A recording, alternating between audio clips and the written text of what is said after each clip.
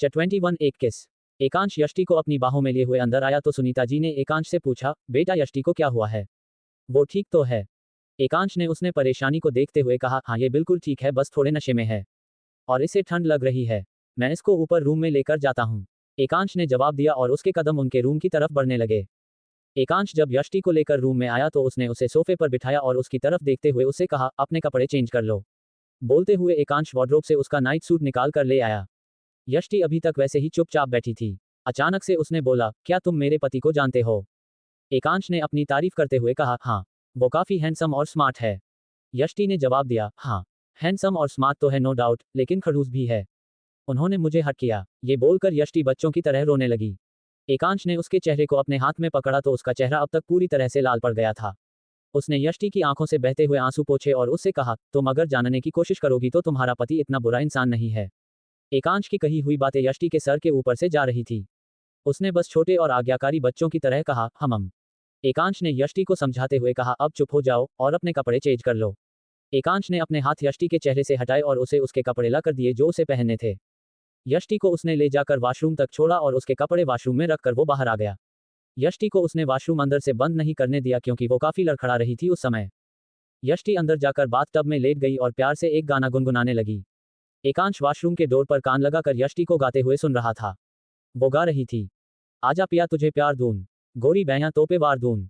एकांश को कितनी मीठी लग रही थी यष्टि की आवाज। तभी उसके दिमाग में आया कि इतनी देर से ये लड़की गाना गा रही है, अभी तक बाहर क्यों नहीं आई। एकांश ने 2 बार अंदर जाने से पहले सोचा, लेकिन फिर उसने वॉशरूम का डोर खोला। एकांश वॉशरूम में एंटर हुए तो सामने का नजारा देखकर उसकी हंसी छूट गई। यष्टि बाथटब में लेटकर वो गाना गा रही थी। उसका एक हाथ हवा में झूल रहा था और उसकी आंखें हल्की बंद थी। एकांश को पता था कि यष्टि को ठंड लग रही थी। एकांश ने जाकर यष्टि के झूलते हुए हाथ को थमा और उसे अपनी तरफ खींचकर उठाया। झटके से यष्टि को उठाते हुए एकांश ने उसे अपनी तरफ खींचा तो यष्टि ने एकांश को दोनों कंधों से मजबूती से थाम लिया। यष्टि एकांश के काफी नजदीक आ चुकी थी। इस समय यष्टि की सांसें एकांश के चेहरे से टकरा रही थी। जब एकांश ने एक झटके से उसे अपनी गोद में उठा लिया, एकांश को फील हो रहा था जैसे उसने यष्टि से शादी करके एक और बच्ची की जिम्मेदारी ले ली हो, क्योंकि यष्टि इस समय बिल्कुल बच्चों की तरह ही बिहेव कर रही थी। एकांश यष्टि को लेकर वापस रूम में आया। उसने यष्टि को बेड पर लेटाया और वॉशरूम से जाकर उसके कपड़े लेकर आया। अब उसे समझ नहीं आ रहा था कि वो यष्टि के कपड़ों को कैसे चेंज करे। उसने यष्टि को सहारा देकर उठाया और अपने ऊपर झुकाकर उसने उसकी ड्रेस को अनजिप किया। एकांश को खुद बहुत ज्यादा शर्म आ रही थी ऐसा करते हुए, लेकिन उसके पास कोई और ऑप्शन नहीं था। तभी उसके दिमाग ने काम किया और उसने दृष्टि को ब्लैंकेट से कवर करके उसमें हाथ डालकर अंदाजे से उसके कपड़े चेंज किया। ऐसा करते हुए पता नहीं कितनी जगह एकांश के हाथ यष्टि की बॉडी से टच हुए थे, जिससे एकांश का गला अब सूखने लगा था। लेकिन उसने अपनी आंखें फेर कर आखिरकार ये जंग भी जीत ली। वाकई में उसके लिए ये किसी जंग से कम नहीं था। एकांश ने यष्टि की ड्रेस को सामने सोफे पर रख दिया। अब जब यष्टि ने कपड़े पहन लिए थे, एकांश को थोड़ा राहत मिली। वो उठकर वॉशरूम में गया और अपने कपड़े चेंज करने लगा। उसे अभी भी यष्टि के गुनगुनाने की आवाजें आ रही थी। उसने आज यष्टि की एक अलग ही साइड देखी थी जो बहुत ही क्यूट, स्वीट और अडोरेबल थी। एकांश चेंज पर के रूम में वापस आया तो यष्टि सिकुड़ पर बेड पर सो रही थी। एकांश को बात अच्छे से पता थी कि कल जब सुबह यष्टि उठेगी तो एकांश पर गुस्सा लाजमी होगी कि उसने उसकी ड्रेस कैसे चेंज कर दी, लेकिन एकांश को इस समय सिर्फ यष्टि की फिक्र थी और कुछ नहीं। वो यष्टि के पास बेड पर जाकर उसके लेग्स की साइड में लेट गया। तभी यष्टि ने अपनी साइड पलट ली। यष्टि की आंखों में नशा अभी भी भरा हुआ था। उसने उन्हीं नशीली आंखों से एकांश को देखा। एकांश भी उसे आज थोड़ी अलग नजरों से ही देख रहा था, जिनमें उसके लिए एक आकर्षण था। यष्टि झुकी और एकांश के होठों को उसने अपने होठों से छू लिया। ऐसा करते हुए उसने अपने आप को एकांश की बाहों में समा लिया। उसकी बॉडी काफी ठंडी मालूम दे रही थी एकांश को। एकांश भी इस पहली किस के एहसास को महसूस कर रहा था। एकांश और यष्टि कुछ मिनट तक एक दूसरे को बस किस करते रहे। यष्टि को भी अब थोड़ी गर्माहट मिली। उसके जो हाथ ठंडे थे एकांश ने अपने हाथों में लेकर उन्हें गर्म कर दिया था। इस किस की शुरुआत यष्टि की तरफ से हुई थी, लेकिन एकांश ने भी इस किस को गहराई से महसूस किया था। एकांश ने यष्टि से दूरी बनाई। यष्टि अब हल्की नींद के आगोश में जा चुकी थी। सुबह के बाद ये किस सिर्फ एकांश को याद रहने वाली थी, यष्टि को नहीं। एकांश को इस बात से राहत मिली, लेकिन वो और इस समय यष्टि के नजदीक नहीं रुक सकता था कि कहीं वो अपना सेल्फ कंट्रोल लूज ना कर दे और उनके बीच कुछ हो जाए। आखिरकार यष्टि इतनी अट्रैक्टिव जो लग रही थी उसे। एकांश ने आज की रात वहां से उठकर सोफे पर सोना ही सही समझा। एकांश उठा और यष्टि को उसने ठीक से बेड पर लेटाया और ब्लैंकेट उड़ाकर वो सोफे की तरफ अपना पिल्लो लेकर बढ़ा। उसकी नजरें सोने तक भी यष्टि को ही निहार रही थी। सुबह हुई तो यष्टि की आंख खुली। उसके सर में तेज दर्द था, चेहरे पर हल्की सी स्वेलिंग थी। उसे याद आया कि कल रात उसने वाइन पी थी, लेकिन उसके बाद की अपनी कोई हरकत उसे याद नहीं थी। यष्टि को शौक लगा जब उसने अपने कपड़ों पर ध्यान दिया। उसे याद नहीं था कि उसने अपने कपड़े चेंज किए। अब उसकी नजर दूर सोफे पर सोते हुए एकांश पर गई तो उसे थोड़ी तसल्ली हुई कि कम से कम उन दोनों के बीच कुछ नहीं हुआ। यष्टि बेड से उठकर एकांश की तरफ गई उसके ब्लैंकेट को सही करने। जब उसकी नजर एकांश के होठों पर पड़ी, उसके होठों पर यष्टि की वाइन रेड कलर की लिपस्टिक के निशान थे। इसका मतलब उन दोनों के ने किस की थी। अब यष्टि को गुस्सा आ गया, कैसे एकांश मेरा नशे में होने का फायदा उठा सकते हैं सोचकर यष्टि ने जोर से हिलाकर एकांश को उठाया। एकांश उठिए, मुझे आपसे बात करनी है। एकांश ने हल्की नींद में यष्टि से कहा, यार एक तो तुमने पहले ही मुझे रात में सोने नहीं दिया, अब प्लीज मुझे सोने दो, बाद में बात कर लेना। बोलकर एकांश ने अपने चेहरे को दूसरी तरफ घुमा लिया। अब यष्टि को लगा, क्या मतलब मैंने सोने नहीं दिया, मतलब हमारे बीच की लिमिट्स क्रॉस हो गई है क्या? वो मन में सोचती हुई एक बार फिर से एकांश को उठाने की कोशिश कर रही थी। उसके लिए ये जानना बहुत जरूरी था कि आखिर उनके बीच क्या हुआ। एकांश के होठों पर अपनी लिपस्टिक देखकर ही उसे बहुत तेज गुस्सा आ रहा था। 22 तुमने मुझे किस किया? यष्टि बहुत देर से एकांश को उठाने की कोशिश कर रही थी, लेकिन जब एकांश नहीं उठा तो उसने एकांश के शोल्डर को जोर से बाइट कर लिया। अब एकांश की आंख खुल गई और वो चौंक कर उठा तो उसने अपने करीब बैठी हुई यष्टि को जोर से अपनी बाहों में जकड़ लिया। यष्टि ने जोर से चिल्लाते हुए कहा, मुझे छोड़ो, ये आप क्या कर रहे हो? तो एकांश ने जवाब दिया, ये सवाल तो मुझे तुमसे पूछना चाहिए कि तुमने अभी अभी ये क्या किया? यष्टि ने हकलाती हुई आवाज में जवाब दिया, मुझे जवाब देने की वजह आप उल्टा मुझसे ही सवाल कर रहे हो, पहले मुझे जवाब दो कि मेरे कपड़े किसने चेंज किए। एकांश इस सवाल को पहले से ही एक्सपेक्ट कर रहा था, तो उसने यष्टि को साफ साफ जवाब दिया, मेरे अलावा कौन तुम्हें लगता है कि ये कर सकता है? ऑब्वियसली मैंने ही तुम्हारे कपड़े चेंज किए हैं, लेकिन जैसा तुम सोच रही हो वैसा कुछ भी नहीं हुआ, मैंने तुम्हें बिल्कुल भी नहीं देखा, इनफैक्ट तुम्हारे कपड़े मैंने ब्लैंकेट से कवर करके चेंज किए थे। इस पर यष्टि ने चिढ़ते हुए सवाल किया, ओ अच्छा, तो फिर आपके लिप्स पर मेरी लिपस्टिक के मार्क्स क्यों है? अब ये मत बोलना कि आपने मुझे किस नहीं किया था, आप मेरी लिपस्टिक ट्राई करके देख रहे थे। एकांश ने झल्लाते हुए कहा, are you out of your mind? जो भी मुंह में आता है बस बोल देती हो, मैंने तुम्हें बिल्कुल भी किस नहीं किया, ये सब तुम्हारी हरकत है। क्या तुम्हें सच में कुछ भी याद नहीं कि कल तुमने क्या क्या किया? अब तो यष्टि का दिमाग और भी ज्यादा चकराने लगा था, क्योंकि अभी एकांश ने उसे जो कहा था उसके बाद उसे लगने लगा था कि पता नहीं उसने कल रात क्या क्या ब्लंडर्स किए हैं। एकांश ने यष्टि से कहा, अगर अब तुम्हारे सवाल जवाब हो चुके हो तो मैं अपने जिम जा सकता हूँ, मुझे ऑलरेडी लेट हो गया है। कहते हुए एकांश ने यष्टि को अपने से दूर किया और अपने वार्डरोब से अपने जिम वेयर निकालने के लिए आगे बढ़ा। जब यष्टि अलमारी के सामने आकर खड़ी हो गई और एकांश से रिक्वेस्ट टोन में पूछने लगी, ऐसा क्या हुआ है जो मुझे याद करने की जरूरत है? प्लीज मुझे बताओ, कहीं मैंने किसी को एम्बेरेस तो नहीं किया? एकांश के मन में आया, अब जाकर ऊंट पहाड़ के नीचे आया है, इस मौके को तो मैं इतनी आसानी से जाने नहीं दूंगा। उसने अलमारी को घेर कर खड़ी हुई यष्टि के दोनों तरफ अपने हाथों से घेरा बनाकर उसके करीब झुकते हुए उससे कहा, क्या तुम्हें सच में याद नहीं है कि तुमने कल मेरे साथ क्या किया? यष्टि ने बड़ी ही मासूमियत से एकांश से पूछा, ऐसा क्या किया मैंने? प्लीज मुझे बताओ। ये पूछते हुए हैं यष्टि के दिल की धड़कनें बढ़ने लगी थी, क्योंकि उसे नहीं पता था कि आखिर उसने ऐसा क्या किया जो एकांश इस तरह से उसके करीब आकर उससे बातें कर रहा है। एकांश ने जवाब दिया, तुमने कल रात कहा कि तुम मुझसे प्यार करती हो और मुझे पसंद करती हो। यष्टि ने जैसे चैन की सांस ली और कहा, बस यही कहा मैंने। वो मन में सोच रही थी कि अच्छा हुआ मैंने एकांश को स्मार्ट, हैंडसम और सेक्सी नहीं कहा, इस बात से तो जरूर मुझे एम्बेरसमेंट फील होती, लेकिन तभी एकांश ने उसका ध्यान तोड़ा और कहा, अभी यष्टि पुराण पूरा नहीं हुआ है, ये तो सिर्फ वो था जो तुमने कहा था, जो तुमने किया था वो अभी बताना बाकी है।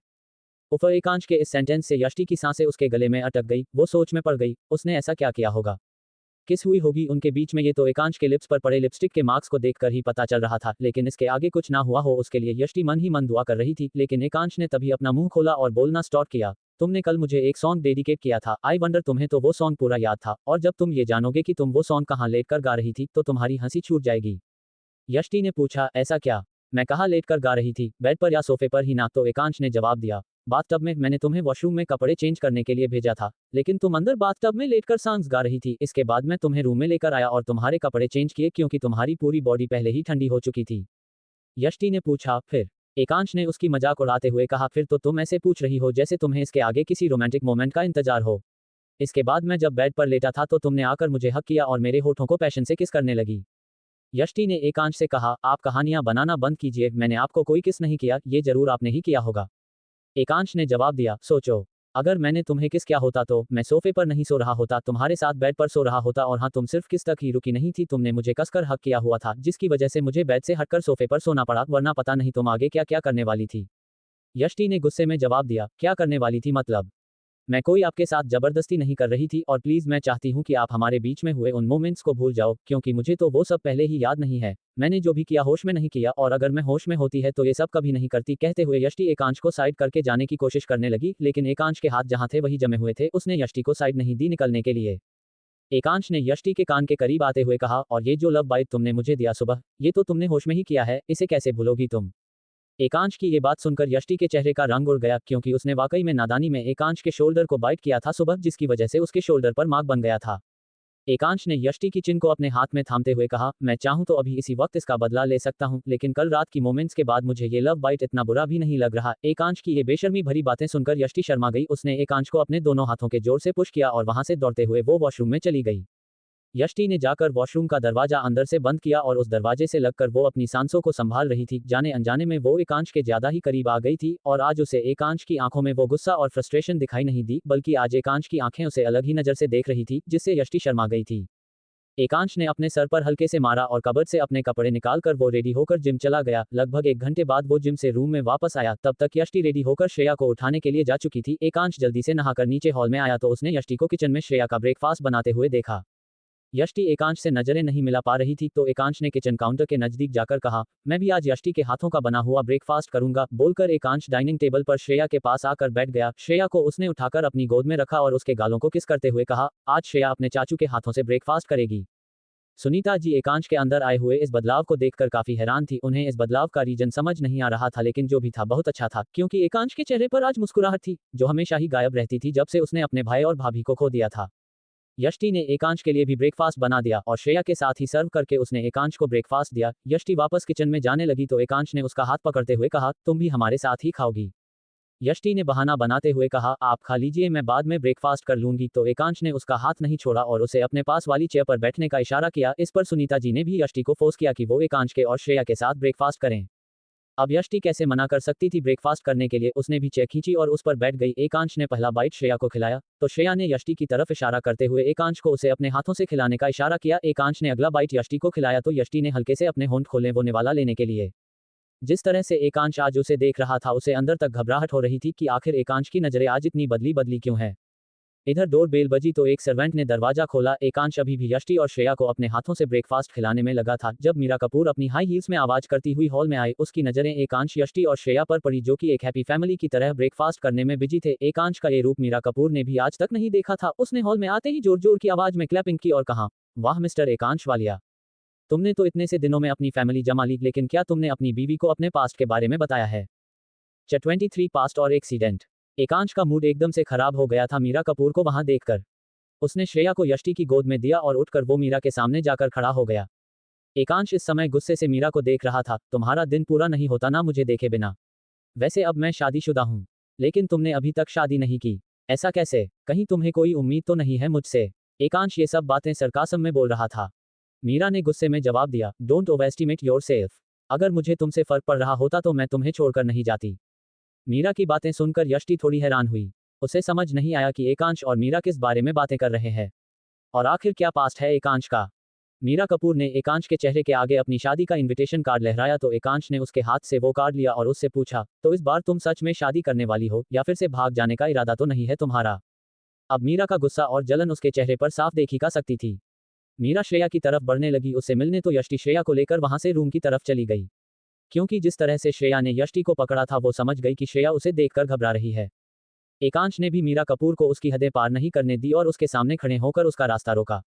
मीरा ने गुस्से में एकांश से कहा, एकांश, मैं अभी तो यहाँ से जा रही हूँ लेकिन जल्दी ही वापस आऊंगी और श्रेया को अपने साथ लेकर जाऊंगी। कहते हुए मीरा पूरे एटीट्यूड में वहां से बाहर चली गई। एकांश का मूड जो सुबह तक अच्छा था अब खराब हो चुका था। एकांश वहां से सीधे ऑफिस के लिए निकल गया था। यष्टि को जब बाहर से आवाजें आनी बंद हुई तो वो श्रेया को लेकर नीचे आई। एकांश इस समय वहां से जा चुका था। यष्टि के मन में ढेर सारे सवाल पैदा हो गए थे मीरा की बात सुनकर, जिनका जवाब एकांश दिए बिना चला गया था। यष्टि ने सुनीता जी का रुख किया। अब वही थी जो उसके सवालों का जवाब दे सकती थी। यष्टि ने श्रेया को उसके डॉल हाउस के साथ खेलने के लिए बिठाया और अब वो सुनीता जी के पास आई सच जानने के लिए। सुनीता जी ने जब उसे अपने आप को अप्रोच करते हुए देखा तो वो समझ गई कि यष्टि जरूर उससे एकांश के बारे में पूछेगी। एकांश इस समय यष्टि के लिए एक मिस्ट्री बन गया था। सुनीता जी ने यष्टि के कुछ भी बोलने से पहले ही बोल दिया, बेटा, एकांश के पास्ट के बारे में वो खुद तुम्हें बताएगा।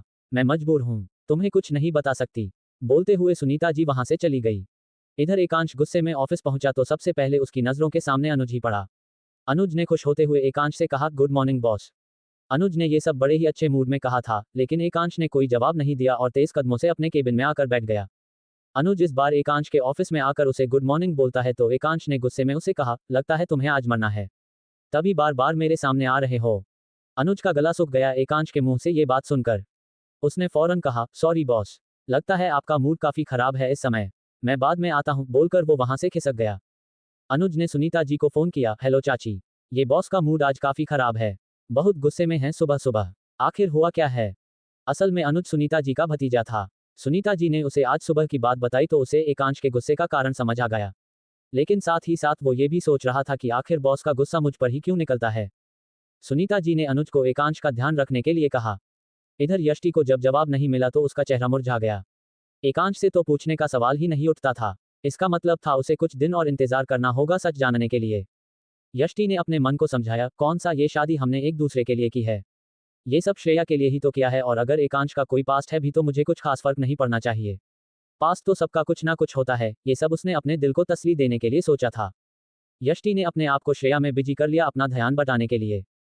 चलो बेबी, आज हम लोग आपका favourite game hide and seek खेलेंगे। आप छुपोगे और मैं आपको ढूंढूंगी। ओके जान, उसने श्रेया को गोद में उठाए हुए कहा। श्रेया ने हाँ में सर हिलाया।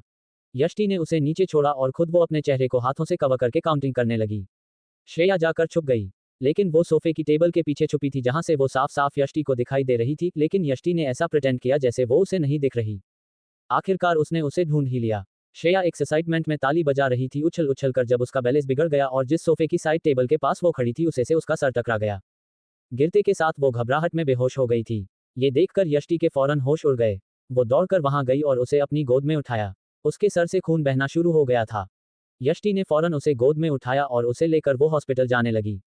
सुनीता जी भी ये सब देखकर काफी घबरा गई थी। वो भी यष्टि के साथ साथ हॉस्पिटल के लिए निकल गई। इस समय भी वही 4 बॉडीगार्ड उनके साथ थे। यष्टि ने अपने रुमाल से श्रेया के सर पर लगी चोट को कवर किया हुआ था ताकि ब्लड बहना काम हो जाए। आखिर वो हॉस्पिटल पहुंचे तो यष्टि उसे गोद में उठाए हुए ही वहां अंदर आई। उसने घबराते हुए कहा, डॉक्टर प्लीज देखिए ना, मेरी बेटी को बहुत चोट लगी है, प्लीज इसकी पट्टी कर दीजिए। यष्टि की बात सुनकर डॉक्टर ने जल्दी ही उसका बैंडेज किया और यष्टि को समझाते हुए कहा, ये घबराहट की वजह से बेहोश हो गई हैं। Don't worry, she is fine. बोलकर डॉक्टर कुछ मेडिसिन लिखकर उन्हें दे गया। यष्टि की गोद में श्रेया ने अपनी आंखें खोली तो उसने उसके गाल पर किस किया, ये बताने के लिए कि वो एकदम ठीक है और वो घबराए नहीं। अब जाकर यष्टि की जान में जान आई थी। वो लोग यष्टि को लेकर घर के लिए निकल गए। इस बीच सुनीता जी ने अपने फोन पर आने वाले एकांश के फोन को भी मिस कर दिया था। एकांश टेंशन में वहां से घर के लिए निकल गया जिस समय यष्टि और सुनीता जी श्रेया को लेकर घर में आए। एकांश वहीं सोफे पर बैठा था। जैसे ही एकांश की नजर यष्टि की गोद में श्रेया पर गई उसका सर चकरा गया। यष्टि के कपड़ों पर भी खून के धब्बे थे जो श्रेया को हॉस्पिटल ले जाते हुए लग गए थे। एकांश लंबे कदमों से चलता हुआ यष्टि और श्रेया के पास आया। उसने श्रेया को उसकी गोद से लिया और उसे बड़े प्यार से पूछा, बेटा ये सब कैसे हुआ, मेरी बेबी ठीक है ना। तो यष्टि ने एकांश को बताया कि ये सब कैसे हुआ। जैसे जैसे यष्टि उसे बता रही थी एकांश का चेहरा गुस्से में लाल होता जा रहा था। उसने अपना गुस्सा यष्टि पर निकाला। सुबह से लेकर अब तक का जो भी फ्रस्ट्रेशन थी एकांश को वो सब यष्टि पर निकली। उसने सुनीता जी को श्रेया को उसके रूम में ले जाने के लिए कहा और खुद वो यष्टि का हाथ पकड़कर उसे रूम की तरफ ले जाने लगा। 24 एकांश का इंतजार।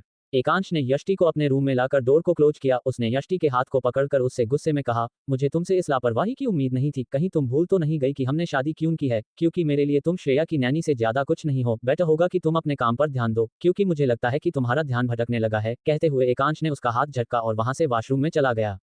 यष्टि की आंखें नम हो चुकी थी। एकांश की कही हुई एक एक बात यष्टि को दुख पहुंचा रही थी। वो अपने आंसू पूछते हुए मन में यही सोच रही थी, एकांश कितने सेल्फिश, घमंडी और खड़ूस इंसान है। इन्हें मेरी फीलिंग से कोई फर्क नहीं पड़ता। मैं भी इतना ही घबरा गई थी श्रेया को ऐसे देखकर, लेकिन किसे यहाँ फर्क पड़ता है मेरी फीलिंग से। सोचते हुए यष्टि वहां एक पल के लिए भी नहीं रुकी और वहां से वो सीधे श्रेया के रूम में चली गई। श्रेया इस समय सो चुकी थी, लेकिन यष्टि श्रेया के पास में पड़े हुए सोफे पर लेट गई। उसकी आंखें अभी भी नम थी। एक पल के लिए उसे श्रेया का ध्यान आया कि वो उससे बात करे, लेकिन अगर उसे पता चला कि एकांश ने उसके साथ ऐसे बिहेव किया है तो वो जरूर यहाँ आकर एकांश पर बरस पड़ेगी। उसने तो पहले ही मना किया था कि वो एकांश से शादी ना करे, फिर यष्टि ने ये ख्याल अपने दिमाग से निकाल दिया। इधर एकांश को दुख हुआ कि उसने यष्टि को कुछ ज्यादा ही बोल दिया। उसे जरूर बुरा लगा होगा, लेकिन अब वो सॉरी बोले भी तो कैसे। एकांश वहां से बाहर आया श्रेया के रूम के पास। उसने रूम का डोर खोला तो यष्टि को सोफे पर लेटा हुआ देखा। यष्टि का चेहरा देखकर ही लग रहा था कि उसे बहुत दुख पहुंचा है एकांश की बातों से। एकांश वहां से अंदर नहीं गया। लंच का टाइम हो गया था। सुनीता जी ने यष्टि को ढूंढा तो वो श्रेया के रूम में उसके साथ ही थी। सुनीता जी ने यष्टि से पूछा, बेटा नीचे आकर तुम खाना खा लो। लेकिन यष्टि ने खाने के लिए मना कर दिया। सिर्फ श्रेया का खाना उसने रूम में मंगवा लिया। सुनीता जी समझ गई थी जरूर दोनों के बीच कुछ अनबन हुई है और इस समय कुछ भी बात करना सही नहीं है। सुनीता जी नीचे आए और श्रेया के लिए प्लेट में खाना लगाकर उसके रूम में देकर आई। एकांश ये सब नोटिस कर रहा था। सुनीता जी जब लौट कर आई तो एकांश ने उनसे पूछा, यष्टि नीचे क्यों नहीं आई खाना खाने के लिए? सुनीता जी ने एकांश से पूछा, तुमने उसे क्या कहा? वो बहुत उदास है, खाना खाने से भी मना कर रही है। एकांश ने बेपरवाही से जवाब दिया, एक तो लापरवाही की और ऊपर से गुस्सा भी उसे ही को होना है। इस पर सुनीता जी ने एकांश पर थोड़ा गुस्सा होते हुए कहा, जब छोटे बच्चे खेलते हैं तो चोट तो लगती ही है, और इसमें यष्टि की कोई गलती नहीं थी, मैंने खुद देखा था, बल्कि उसने बहुत समझदारी से श्रेया को हैंडल किया था। तुम्हें पता भी है कि वो हॉस्पिटल में डॉक्टर से उसकी माँ की तरह बात कर रही थी और तूने उसका दिल दुखाया। बेटा, मैं कभी कुछ नहीं बोलती तेरे किसी डिसीजन पर, लेकिन ये तूने ठीक नहीं किया। बोलते हुए सुनीता जी वहां से किचन में चली गई। एकांश को अब गिल्टी फील हो रही थी। उसे कोई अंदाजा नहीं था कि यष्टि ने श्रेया को कितने प्यार से हैंडल किया था। शाम हो गई थी लेकिन यष्टि अभी भी रूम से बाहर नहीं आई थी। डिनर का टाइम भी हो गया था कुछ टाइम में, लेकिन यष्टि अभी भी रूम में ही थी। सुनीता जी ने इस बार भी सिर्फ श्रेया का डिनर उसके रूम में पहुंचा दिया था। एकांश को अब बेचैनी होने लगी थी, लेकिन जिस तरह से उसने यष्टि को डांटा था वो उससे कैसे बात करे। एकांश डिनर करके अपने रूम में वापस आ गया। एकांश ने सोचा कि यष्टि जब रूम में आएगी सोने के लिए तब वो उससे बात करेगा। एकांश रूम में जाकर चेंज करके अपने बेड पर लेट गया। रात के 11 बज गए थे, लेकिन एकांश का इंतजार खत्म होने का नाम ही नहीं ले रहा था। यष्टि श्रेया के रूम से बाहर ही नहीं आई, वो वही श्रेया के रूम में सो गई। एकांश को भी इंतजार करते करते नींद आ गई। सुबह जब उसकी आंख खुली तो उसे पता चला कि यष्टि रूम में आई ही नहीं थी पूरी रात। इसका मतलब कि वो श्रेया के रूम में ही सो रही थी। अब एकांश अपना पेशेंस खोकर वहां से सीधे श्रेया के रूम में गया यष्टि को लेने। एकांश ने सुनीता जी को आवाज लगाई श्रेया का ध्यान रखने के लिए। सुनीता जी दौड़कर श्रेया के रूम के पास आई तो एकांश ने डोर खोला। श्रेया अभी भी सो रही थी और यष्टि पास में रखे हुए सोफे पर सोई हुई थी। सुनीता जी जाकर श्रेया के पास बैठी तो एकांश ने जाकर यष्टि को अपनी गोद में उठा लिया। यष्टि अभी भी नींद में ही थी, लेकिन ऐसी कैसी नींद थी जो वो एकांश के उसे अपनी गोद में उठाने से भी नहीं खुली थी। एकांश यष्टि को लेकर रूम में आया और उसे बेड पर लेटाया, लेकिन यष्टि को देखकर उसे एहसास हो गया था कि वो शायद बीमार है। एकांश अभी इस बात से अनजान था कि यष्टि को शुगर ड्रॉप होने की प्रॉब्लम थी, जिसकी वजह से उसकी ये हालत थी। कल दिन भर से उसने कुछ नहीं खाया पिया था, जिसकी वजह से उसकी ये हालत हो चुकी थी। एकांश ने उसके हाथ को छूकर देखा तो वो एकदम ठंडा था। अब एकांश को जब दाल में कुछ काला लगा तो उसने फौरन उसके चेहरे जो अपने हाथों में लेकर उसे हिलाकर उठाने की कोशिश की, लेकिन यष्टि होश में नहीं थी। एकांश को लगा कि उसने देर कर दी यष्टि के पास जाने में। एकांश ने फौरन हड़बड़ी में अपना फोन उठाकर डॉक्टर को फोन किया। डॉक्टर कुछ टाइम में आ गया। उसने जब यष्टि को चेक किया तो उसने एकांश से कहा, इनका शुगर लेवल ड्रॉप हो गया है, जिसकी वजह से इनका ब्लड प्रेशर काफी डाउन है और ये इस टाइम बेहोश हैं। तो मुझे क्या करना चाहिए? एकांश ने डॉक्टर से पूछा तो डॉक्टर ने उसे सलाह दी, इनको इमीडिएटली कुछ स्वीट खिलाना है। इसके अलावा मैं 3 टाइम की मेडिसिन दे रहा हूँ, याद से इनको इनकी मेडिसिन देनी है। इनके खाने का भी ध्यान रखिएगा। बोलते हुए डॉक्टर ने एकांश को मेडिसिन दी। यष्टि बेहोश थी तो उसे कुछ भी खिलाया कैसे जा सकता था। एकांश नीचे किचन में आया और एक सर्वेंट से शुगर सिरप बनाने के लिए कहा। उसने शुगर सिरप बनाकर एकांश के हाथ में दिया तो एकांश बिना देरी किए वापस रूम में आया। यष्टि को वो कैसे ये पिलाएगा, वो यही सोच रहा था जब उसने यष्टि के करीब आकर उस बाउल को साइड टेबल पर रखा और यष्टि को अपने बाहों का सहारा देकर उठाया। यष्टि अभी भी बेहोश थी, उसका शरीर एकदम लूज पड़ चुका था। एकांश ने जैसे तैसे उसे संभाला और उसके सर को सहारा देकर अपने दूसरे हाथ से स्पून में लेकर शुगर सिरप उसे पिलाया। इसके बाद उसने यष्टि को वापस बेड पर लेटाकर उसके चेहरे को अपने रुमाल से साफ किया। उसका चेहरा काफी डल लग रहा था। एकांश को यष्टि को ऐसे देखने की आदत नहीं थी, वो हमेशा चहकती और एकांश से लड़ती हुई ही अच्छी लगती थी। एकांश ने यष्टि के चेहरे को अपने हाथों में लेते हुए उससे कहा, आई एम रियली सॉरी यष्टि, मेरी वजह से तुम्हारी ये हालत है, लेकिन मैं बिल्कुल नहीं जानता था कि तुम्हारे ऊपर मेरे कहने का इतना गहरा असर होगा कि तुम अपना ये हाल कर लोगी। एकांश ने अपने ऑफिस में अनुज को फोन किया और उसे आज की मीटिंग्स कैंसिल करने के लिए कहा। वो यष्टि को ऐसी हालत में छोड़ उसे कर नहीं जाना चाहता था। यष्टि की ये हालत उसी की वजह से हुई थी। एकांश वही यष्टि के पास में बैठा था। लगभग 1 घंटे बाद यष्टि ने अपनी आंखें खोली तो उसके पास में एकांश बैठा था। उसे देखकर यष्टि को बहुत हैरानी हुई। उसने धीमी आवाज में ही एकांश से कहा, आप यहाँ क्या कर रहे हो?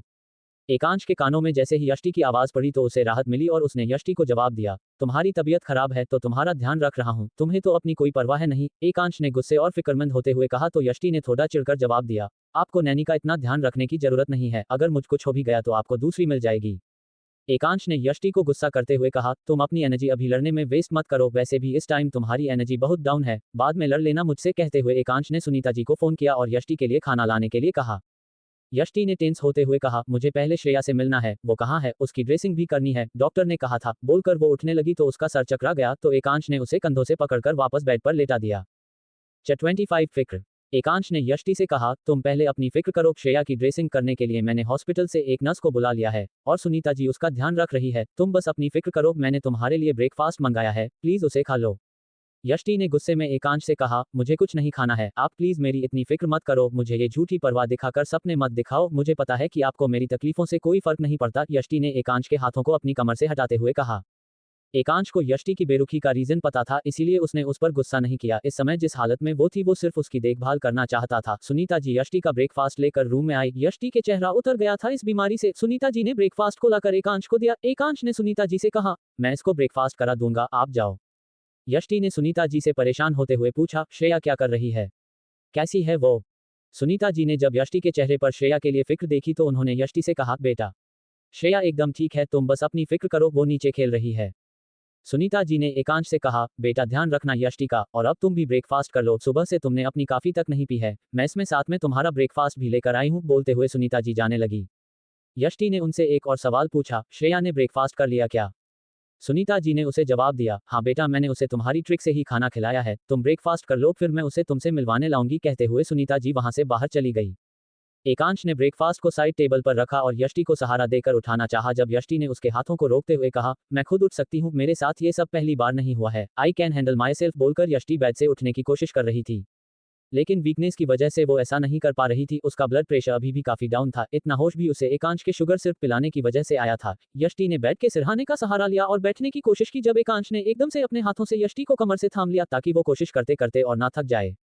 यष्टि को जब एकांश के हाथों का टच महसूस हुआ अपनी कमर पर, उसे एक अजीब सा एहसास हुआ। यष्टि ने एकांश के कंधे पर अपना हाथ रखा और सीधे बैठ गई। अब एकांश ने उसे दोनों तरफ से कमर से पकड़कर बेड के सहारे से बैठा दिया। उसने ब्रेकफास्ट की ट्रे उठाकर यष्टि के पास रखी ताकि वो ब्रेकफास्ट कर ले, लेकिन जूस का गिलास पकड़ते हुए भी उसके हाथ कांप रहे थे। एकांश ने इससे पहले कि उसके हाथ से जूस का गिलास छुटकर गिर जाए, उसके हाथ को अपने हाथ से थाम लिया। यष्टि काफी ज्यादा हैरान थी एकांश को अपनी इतनी परवाह करते देखकर।